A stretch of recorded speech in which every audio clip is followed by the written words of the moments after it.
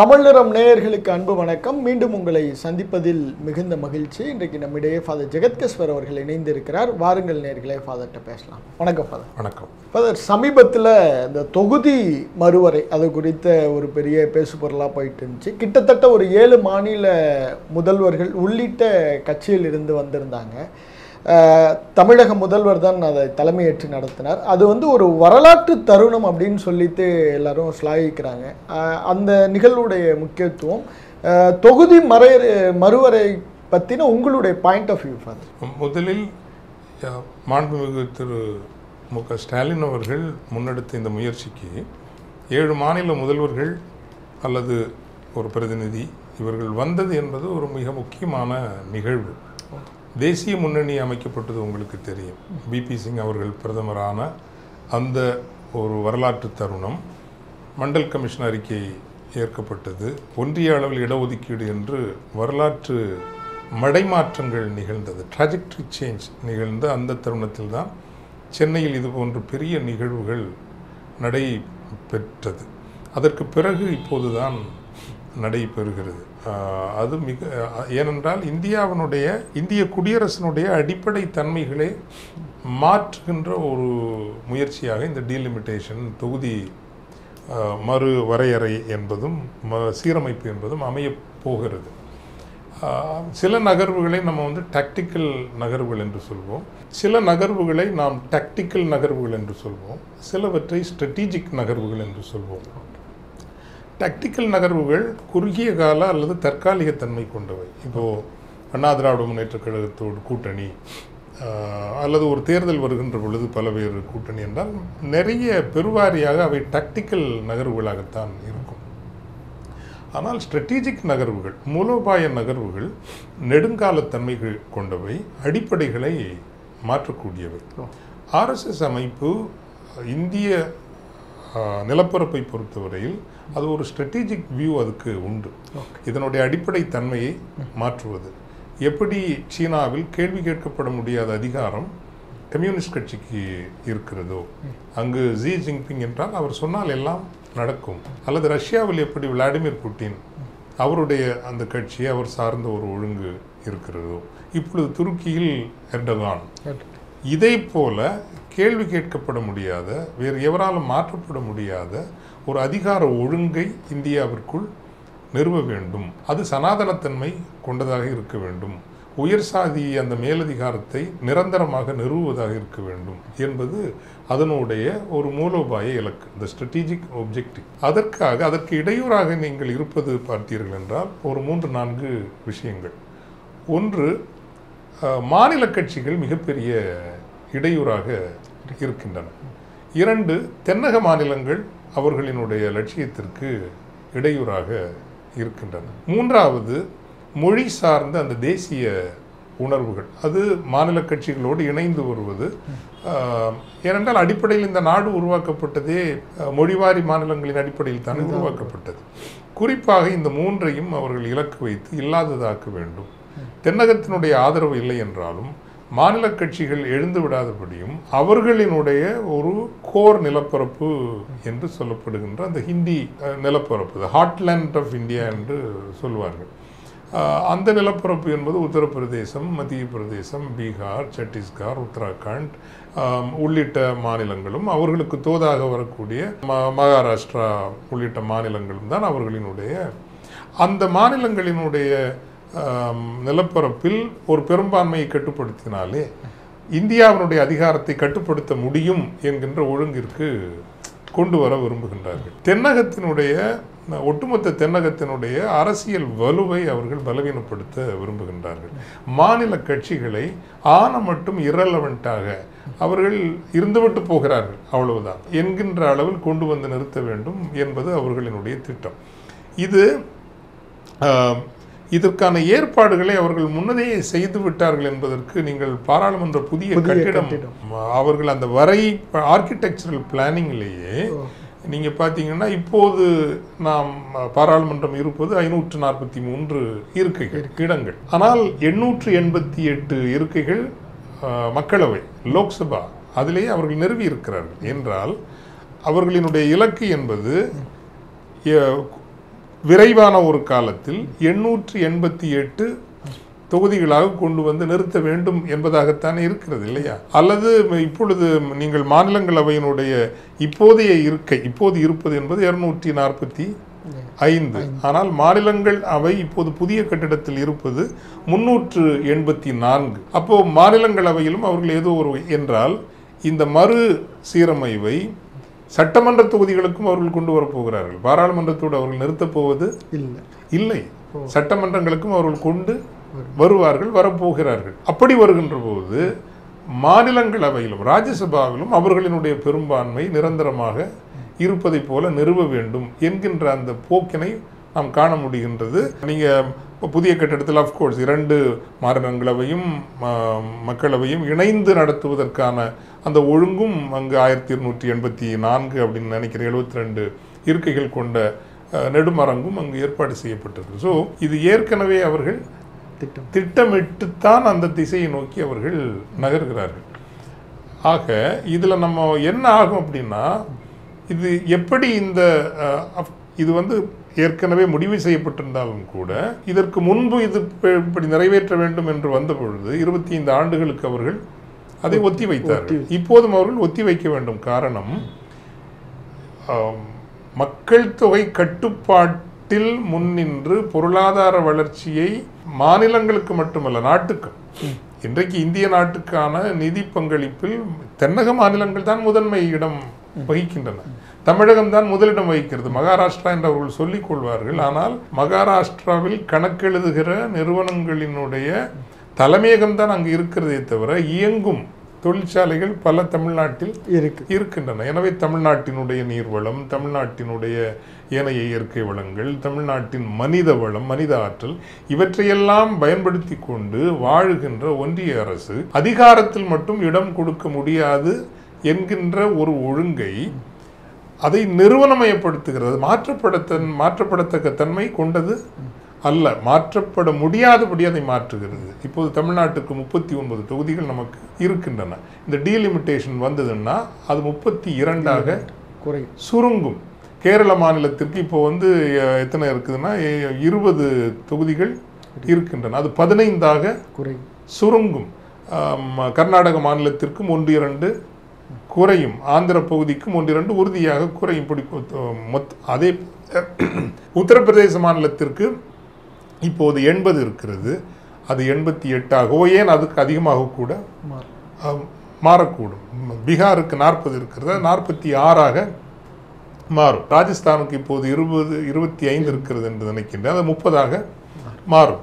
இப்படி அவர்களினுடைய நிலப்பரப்பிற்கு ஒரு அதிகமாக மாறுகின்ற போது தென்னகத்தினுடைய அல்லது ஏனைய அவர்களுக்கு தோதாக வராத மாநிலங்களின் ஆதரவு இல்லாமலேயே ஒன்றிய அதிகாரத்தை அவர்கள் எப்போதும் நீடித்து கட்டுப்படுத்த முடியும் என்கின்ற அந்த ஒழுங்கை நோக்கித்தான் இந்த டீலிமிட்டேஷன் நடத்துகிறாங்க. அதனால தான் மாண்புமிகு மு.க. ஸ்டாலின் அவர்கள் திராவிட முன்னேற்றக் கழகத்தினுடைய தலைவர் என்கின்ற வகையிலும் தமிழக முதல்வர் என்கின்ற வகையிலும் பாராளுமன்ற உறுப்பினர்களையும் தன் கட்சியையும் தோழமை கட்சிகளையும் ஈடுபடுத்தி இதற்கு எதிரான ஒரு பெரிய நாடு தழுவிய விவாதத்தையும் அதற்கு எதிரான ஒரு ரெசிஸ்டன்ஸ் என்று சொல்வார்கள், அந்த ரெசிஸ்டன்ஸையும் உருவாக்கியிருக்காங்க. இனி இதுக்குள்ள இன்னும் ஒரு பெரிய சதி என்ன நடக்கும் அப்படிங்கிறது பேசப்படல, கட்டாயம் நம்ம பேசணும். என்னன்னா, நிரந்தரமாக இஸ்லாமிய மக்களினுடைய அரசியல் இருப்பை இல்லாததாக்குகிற, அரசியல் அதிகார இருப்பை இல்லாததாக்குகிற ஒரு திசை நோக்கி இந்த டீலிமிட்டேஷன் போகும். காரணம், டீலிமிட்டேஷன் வர நேரம் தொகுதி மறு சீரமைவும் மறு வரையறையும் நடக்கும். பவுண்டரிஸ் எல்லாம் எந்தெந்த பகுதி ஒரு தொகுதிக்குள்ள வரணுங்கிறது அதை முடிவு பண்ணுறதும் இதில் இருக்கும். அப்படி நீங்கள் பார்த்தீங்கன்னா ஏறக்குறைய ஒரு 60, 70, 80 தொகுதிகள் இஸ்லாமிய மக்கள் தனிப்பெரும்பான்மைன்னா தேர்தலை வெல்கிற பெரும்பான்மை முடிவு செய்ய எண்ணிக்கையில் பெரும்பான்மையா. இப்போ ஒரு தொகுதியில் 28%, 30%ங்கிறது பல்வேறு சமூகங்கள் இருக்கிற ஒரு தொகுதி. அந்த தொகுதியில் இருக்கிற சமூகங்களில் அதிக எண்ணிக்கையில் இஸ்லாமிய மக்கள் இருப்பார்கள். இவர்கள் தான் பல வேளைகளில் இப்போ சமாஜ்வாடி கட்சியாக இருக்கலாம் அல்லது ராஷ்டிரிய ஜனதா தளமாக இருக்கலாம், இப்படி போன்ற கட்சிகளினுடைய வெற்றிக்கு அல்லது திரிணாமுல் காங்கிரஸ் வெற்றிக்கு காரணமாக இருப்பது இஸ்லாமிய மக்கள் செறிந்து வாழுகின்ற தொகுதிகளை சிதைப்பார்கள். ஒரு தொகுதியில் இஸ்லாமியர்கள் மட்டுமே ஒரு தேர்தல் முடிவை தீர்மானிக்க முடியாது. இது மிகப்பெரிய ஏற்கனவே அதிகார அரசியலில் தங்கள் இடத்தை இழந்து நிற்கிற இஸ்லாமிய மக்கள். இப்போ இந்தியாவினுடைய அதிகாரப்பூர்வ 2011 கணக்கெடுப்பின்படி 14% மக்கள் இஸ்லாமியர்கள் என்று புள்ளி ஒரு கணக்கு சொல்கிறது. ஆனால் உண்மையில் இஸ்லாமிய மக்கள் ஒரு 17% 18% இருக்கக்கூடும் என்பது என்னுடைய எண்ணம். நீங்கள் 14-15% என்றே வைத்துக் கொள்ளுங்களேன். அப்படி பார்த்தால் கூட இந்திய பாராளுமன்றத்தினுடைய மக்களவையில் 82% பேர் 82 பேராவது இஸ்லாமிய உறுப்பினர்கள் இருக்க வேண்டும் இல்லையா? நியாயம் அதுதானே. நீங்க மதம் தான் அரசியல் என்று முடிவு செய்து விட்ட பிறகு மத அடிப்படையில் நீங்க பிரதிநிதித்துவம் கொடுக்கணும்ல. ஆனால் இன்றைக்கு 24 பேர் தான் இருக்கிறார். 4% கூட இல்லை. 15-18% இருக்கிற ஒரு மக்கள் தொகை கொண்ட ஒரு சமூகத்திற்கு அதிகாரத்தினுடைய உயர் மையமான பாராளுமன்ற மக்களவையில் நீங்க மொத்தமே 4% கூட இடம் கொடுக்கல. குறைந்தபட்சம் தாங்கள் ஓரளவுக்கு நம்புகிற கட்சிகளுக்காவது வாக்களித்து அவர்களை வெற்றி பெற வைக்க முடியும் என்கின்ற தொகுதிகளையும் மறுசீரமைவு செய்து இஸ்லாமியர்கள் இல்லாமலேயே தேர்தல் முடிவுகளை தீர்மானிக்க முடியும் என்கின்ற இடத்திற்கு கொண்டு வந்து நிறுத்துவதும் இதற்கு பின்னால் ஒரு மிகப்பெரிய நெடும் தூர சதியாக இருக்கிறது. இது பற்றியும் அதிகமாக பேசப்பட வேண்டும் என்று நான் நினைக்கின்றேன். காரணம், ஒரு எண்ணிக்கையில் மிகப்பெரிய 200 மில்லியனுக்கும் 21 கோடி 22 கோடி என்பது மிகப்பெரிய எண்ணிக்கை. அது சாதாரண எண்ணிக்கை அல்ல. உலகப்பரப்பில் இருக்கிற பல நாடுகளினுடைய ஏறக்குறைய சிறிய நாடுகளை கணக்கெடுத்தால் 40-60 நாடுகளினுடைய மொத்த மக்கள் தொகை என்பது இந்தியாவில் இருக்கிற இஸ்லாமிய உறவுகளினுடைய எண்ணிக்கை. எனவே அவர்களுக்கான அரசியல் பிரதிநிதித்துவம் அதிகாரம் 2014 இருந்து இந்த 11 ஆண்டுகளாக அமைச்சரவையில் இடமில்லை, உச்ச நீதிமன்றத்தில் பெரிதாக இடமில்லை, நிர்வாக அலகுகளில் பெரிய பெரிய இடங்கள் இல்லைங்கிறப்ப அது ஒரு பெரிய அச்சுறுத்தல். தேர்தல் ரீதியாகவும் அவர்கள் மேலும் மேலும் சிதைக்கப்படுவார்கள் என்றால் அது பேரிடரை நோக்கி அந்த சமூகத்தை நகர்த்தும். எனவே இதுவும் இன்று முக்கியமாக விவாதிக்கப்பட வேண்டிய ஒன்று என்று நான் நினைக்கிறேன். பாஜக தரப்புல இருந்து சொல்றது, நீங்க இவ்வளவு பாதிப்புகள் இருக்கு அப்படின்னு சொல்றீங்க. அவங்க என்ன சொல்றாங்க, மடைமாட்டு அரசியலுக்காக ஸ்டாலின் இதை கையில் எடுத்திருக்கிறார், இதை ஒரு திசை திருப்புவதற்காக ஸ்டாலின் பயன்படுத்துகிறார், ஊழல் இருந்து டாஸ்மார்க் அந்த பிரச்சனையில் இருந்து மடைமாற்று அரசியல் தான் ஸ்டாலின் பண்றதை தவிர இதுல எந்த ஒரு ஏன் நாங்கள் எதுவுமே சொல்லாம நீங்க பதறீங்க அப்படிங்கிற ஒரு கேள்வியை வைக்கிறாங்க. இல்லை, ஃபேக்ட்ஸா தேரணும். இப்போ நம்ம சொன்னதெல்லாம் நம்ம கற்பனையிலான எண்ணிக்கையா நம்ம சொல்றோம்.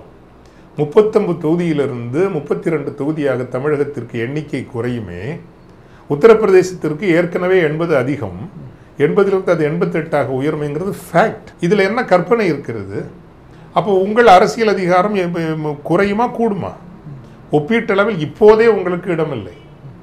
நீங்கள் 39 தொகுதிகளை வென்றால் கூட இன்று இருக்கக்கூடிய அந்த முறையில் இதுல கட்டாய மாற்றம் கொண்டு வரப்பட வேண்டும். நீங்க இந்த மாநிலத்தினுடைய மக்களின் இறையாண்மையை அமைச்சரவையில் பிரதிநிதித்துவப்படுத்துறதுக்கு யாரும் இல்லையே. எல்முருகன் ஒருத்தர் இருக்கார், அவருக்கு அங்கே என்ன வாய்ஸ் இருக்குது? குரலோடு இருக்கிற இந்த மாதிரி யாரும் இல்லையே. ஆக தொடர்ந்து இப்படி அதிகாரத்தில் நாம் அப்புறப்படுத்தி கொண்டே இருந்தோம் என்றால், இப்போ இங்கிருந்து பெறப்படுகின்ற வரியில் நம்ம மீண்டும் மீண்டும் சொல்லிக்கொண்டே இருக்க வேண்டும். ₹1 நம்ம வரியாக கொடுத்தா 27 பைசா தான் நமக்கு திருப்பி வருது. ஆனால் உத்தரப்பிரதேசம் ₹1 கொடுத்தாச்சுன்னா அவங்களுக்கு ஏறக்குறைய ₹2 சொச்சம் அவங்களுக்கு போய் சேருது. இதெல்லாம் எப்படி நம்ம ஏற்றுக்கொள்ள முடியும்? நம்மை சுரண்டி, நம்மை உறிஞ்சி, நமது ரத்தத்தை எடுத்து வடநாடு கொழிக்க வேண்டும், அவர்கள் மக்கள் பெருக்கத்தில் தொகையில் எண்ணிக்கையில் அதிகமாக இருக்கிறார்கள் என்பதாக அதிகாரத்தில் நாம் அடிமைகளாக இருந்து விட முடியும். These are facts. நீங்கள் இப்படி ஃபேக்ட் சொல்றீங்க ஃபாதர். நிர்மலா சீதாராமன் சமீபத்தில் தமிழகம் வந்திருந்தாங்க இந்த பட்ஜெட் விளக்குறதுக்காக.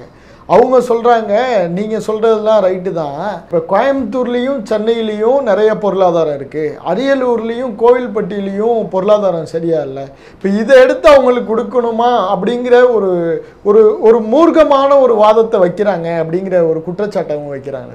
இது எப்படி ஒப்பீடு செய்யுது? எங்களுக்குள்ள பங்காளி பிரச்சனை, நாங்கள் பேசி தீர்த்துக்குவோம். நீங்கள் நியாயம் சொல்ல வேண்டிய அவசியம் கிடையாது. உங்களுக்கு எங்களுக்கு என்ன தொடர்பு இருக்கு? இந்த நாட்டோடு குடியுரிமையோடு இருக்கிறோம். உத்தரப்பிரதேசத்தை வாழ வைப்பது எங்கள் கடமை அல்ல, எங்கள் வேலையும் அல்ல. மத்திய பிரதேசத்தை வாழ வைப்பது எங்கள் வேலையும் அல்ல, எங்கள் கடமையும் அல்ல. உண்மைதான். இங்கு இருக்கிற முதலீடுகள் சென்னையை மையமாக வைத்து செய்யப்படுகிறது அல்லது அதிகமாக கோவையை மையமாக வைத்து செய்யப்படுகிறது. நானே குற்றச்சாட்டு வைக்கிறேன். முதலீடுகள் தென்னகம் நோக்கியும் அல்லது நாம் மையப்பகுதியான நீங்கள் சொன்ன குறிப்பிட்டதை போல பெரம்பலூர், அரியலூர் போன்ற மாவட்டங்கள், ராமநாதபுரம் உள்ளிட்ட சிவகங்கை மாவட்டங்களுக்கு இன்னும் முதலீடுகள் விரிவுபடுத்தப்பட வேண்டும். வளர்ச்சி பார்வை என்பது அவர்களை மையப்படுத்தி இருக்க வேண்டும், அதிகமாக இருக்க வேண்டும் என்கின்ற வாதம் சரியானதுதான்.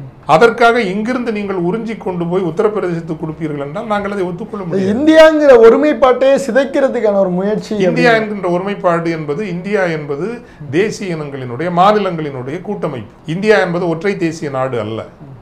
அங்கிருக்கிறவர்களுடைய பொறுப்பு. நீங்கள் ஏன் வளரவில்லை? நீங்கள் வளராமல் போனதற்கு நாங்கள் பொறுப்பேற்க வேண்டுமா? உங்கள் மூடமை, உங்கள் பிற்போக்குத்தனம், உங்கள் சாதி வெறி. நாங்கள் 50-60 ஆண்டுகளுக்கு முன்பேயே அதிகாரத்தை பிற்படுத்த சமூகங்களுக்கும், மிகவும் பிற்படுத்தப்பட்ட சமூகங்களுக்கும், ஒடுக்கப்பட்ட மக்களுக்கும் பகிர்ந்தளிப்பதற்கு முயற்சிகள் எடுத்தோம். கொள்கைகளை கொண்டு வந்தோம், அதை நம்பினோம், பரப்புரை செய்தோம். அதனுடைய அடிப்படையில் ஆட்சிகள் இங்கு அமைந்தன.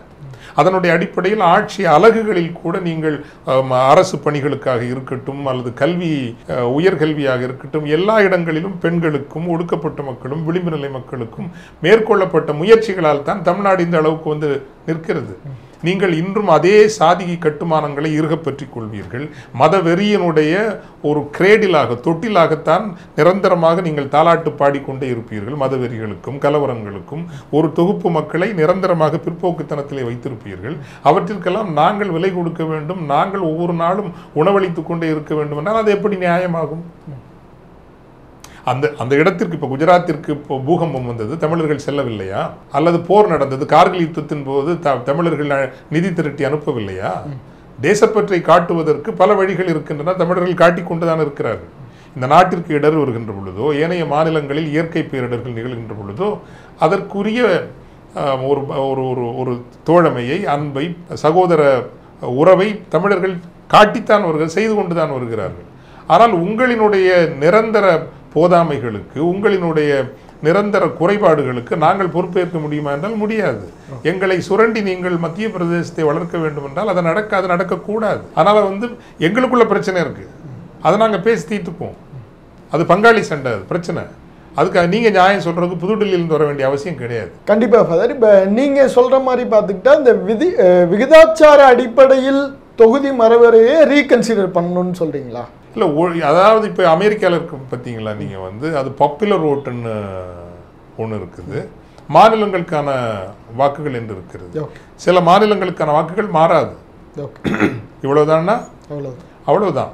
அதுபோல் இங்கு நீங்கள் ஒன்ஸ் அண்ட் ஃபார் ஆல் அது மாதிரி நீங்கள் பிரதிநிதித்துவம் வழங்குவது, சமூக குறியீடுகள் இருக்குல்ல, வெறும் மக்கள் தொகையை வைத்து மட்டுமே நீங்கள் கணக்கெடுப்பு செய்யக்கூடாது. மனித வளர்ச்சி குறியீடுகளில் எந்த அளவுக்கு முன்னேறி இருக்கிறது, எல்லோருக்கும் கல்வி இந்த மாநிலம் வழங்கி இருக்கிறது, அதில் முன் இருக்கிறதா, சாதிய சண்டைகளும் மதக்கலவரங்களும் இல்லாத ஒரு மாநிலமாக இருக்கிறதா, அப்படி பல்வேறு குறியீடுகளினுடைய அடிப்படையில் இந்த இடம் என்பது தீர்மானிக்கப்பட வேண்டும். வளர்ச்சியை சாதித்ததற்காக அதிகாரத்தில் இடம் மறுப்பு என்பது, அதே போல அராஜகம் என்பது ஒன்று இருக்காது. எனவே அந்த அராஜகத்தை நாம் என்ன விலை கொடுத்தும் தடுத்து நிறுத்தித்தான் ஆக வேண்டும். இல்லை என்றால் அதிகாரமற்ற ஒரு மக்களாக இந்திய நிலப்பரப்பில் எப்போதும் நம்மை அவர்கள் ஏறி மிதிக்க முடியும்.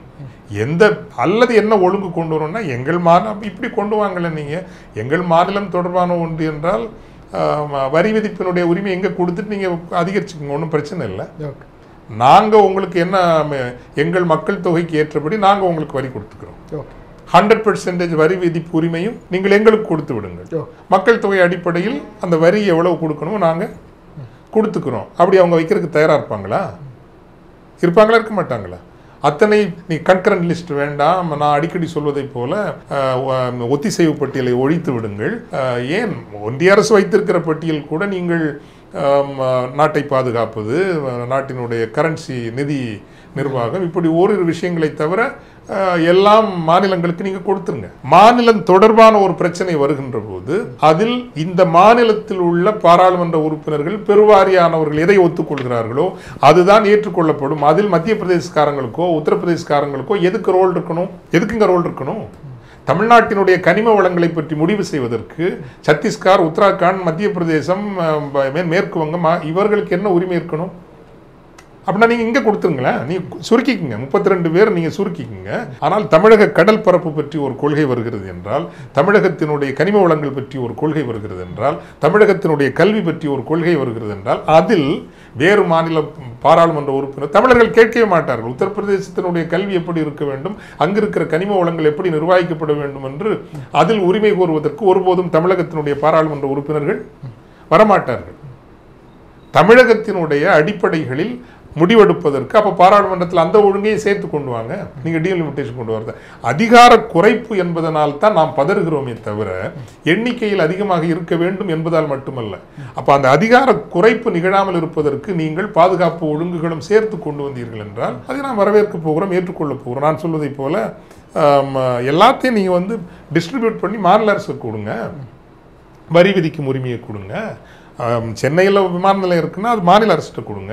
குடிவரவை மட்டும் நீங்கள் கட்டுப்படுத்திங்க, இமிகிரேஷன் நீங்கள் கண்ட்ரோல் பண்ணுங்க.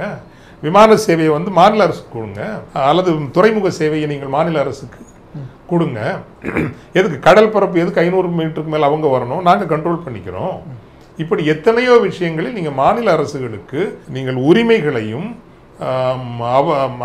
பாராளுமன்றத்திலேயே மாநிலம் தொடர்பான பிரச்சனைகளில் மாநிலத்தினுடைய பாராளுமன்ற உறுப்பினர்கள் மட்டும்தான் முடிவெடுப்பார்கள் என்கின்ற அந்த ஒழுங்கையும் கொண்டு வந்தீர்கள் என்றால் நீங்கள் டீலிமிட்டேஷன் பண்ணுங்க, பிரச்சனை இல்லை.